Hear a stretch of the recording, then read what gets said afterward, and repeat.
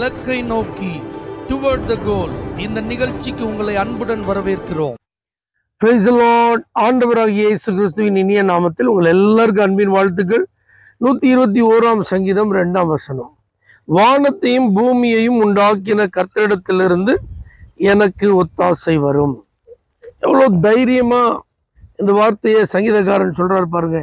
எனக்கு ஒத்தாசை வரும், கண்டிப்பா நான் எதிர்பார்க்கிற உதவி எனக்கு கிடைக்கும்.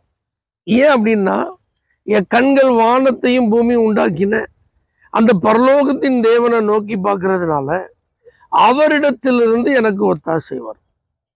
அப்ப இதே போல ஒரு உறுதி ஒவ்வொரு தேவ பிள்ளைகளுக்கும் வேணும்.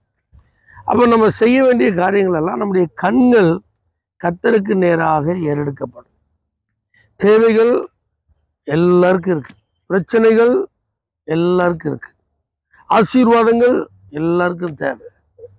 எந்த காரியமா இருந்தாலும் அதற்கு ஒரு முடிவு சம்பூர்ணமா இருக்கணும், அது நல்ல முடிவா இருக்கணும், சமாதானமா இருக்கணும், தொடங்குற காரியம் வெற்றிகரமா இருக்கணும், எந்த விதத்திலும் இடையூறுகள் குறுக்கிடக்கூடாது, தடைகள் வரக்கூடாது. இன்னைக்கு காலையில் எழும்புனா அன்னைக்கு ராத்திரி வரைக்கும் சந்தோஷமா காலங்கள் நேரங்கள் கழிய வேண்டும். வாழ்க்கை சுமூகமா இருக்கணும், குடும்பம் பத்திரமா இருக்கணும், எல்லா நிலைகளிலும் நாம சேஃப்டியா இருக்கணும் அப்படின்னு சொல்லி விரும்புகிறோம். நல்லதுதான். ஆனால் இதற்காக நாம் என்ன செய்கிறோம்? நம்முடைய முயற்சிகளை கையாண்டு நமக்கு இருக்கிற அனுகூலங்களை பயன்படுத்தி நம்ம எல்லாத்தையும் பார்த்துக்கிடலாம், நம்ம சமாளிச்சுக்கிடலாம். நமக்கு ஆட்கள் இருக்காங்க, சப்போர்ட்டுக்கு கூப்பிட்டா வந்துடுவாங்க, கேட்டால் தந்துடுவாங்க, எல்லாத்தையும் அவங்க பார்த்துக்கிடுவாங்க, இவங்க அதுக்கு பொறுப்பாக இருக்காங்க, இவங்க என்ன அதிகமாக நேசிக்கிறாங்க, இவங்க அப்பப்போ இந்த காரியத்தில் எனக்கு உதவியாக இருக்கிறாங்க, அதனால எனக்கு ஒரு கவலை இல்லை, இப்படி நம்ம சொல்ல முடியுமா? இல்லவே இல்லைங்க. இதெல்லாம் ஒரு காலத்தில் ஒன்றும் இல்லாமல் போயிடும்.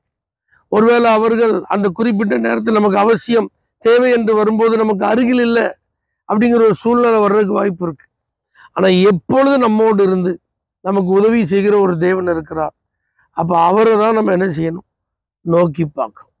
நல்ல வாய்ப்புகள், வசதிகள், சூழ்நிலைகள் நம்மை சுற்றிலும் இருப்பதற்காக கர்த்தருக்கு ஸ்தோத்திரம். நல்ல மனிதர்கள், நல்ல குடும்பத்தார், நம்மை நேசிக்கிறவர்கள் நம்மோடு கூட இருப்பதற்காக ஆண்டவருக்கு நன்றி. ஆனாலும் நம்முடைய கண்கள் அவர்கள் மேல் அல்ல, அவைகள் மேல் அல்ல, அவர் மேல் இருப்பதாக. அதனால எப்பொழுது இதை நீங்க பிராக்டிஸ் பண்ணுங்க. எந்த காரியமா இருந்தாலும் நீங்க ஆண்டவரை நோக்கி பாருங்க, உதவி அவரிடத்திலிருந்து வரும். அவரிடத்திலிருந்து உதவி வந்தா அது உங்கள் எதிர்பார்ப்புக்கும் மேல ஆசீர்வாதமா இருக்கும். மனிதர்களிடத்திலிருந்து நீங்க எதையாவது எதிர்பார்த்தா அது ஒருவேளை உங்களுடைய விருப்பம் நிறைவேறுவதற்கு இயலாமல் போகலாம். அதுக்காக நீங்க மனிதனை குறை சொல்லுங்க அப்படின்னு நான் சொல்ல வரல.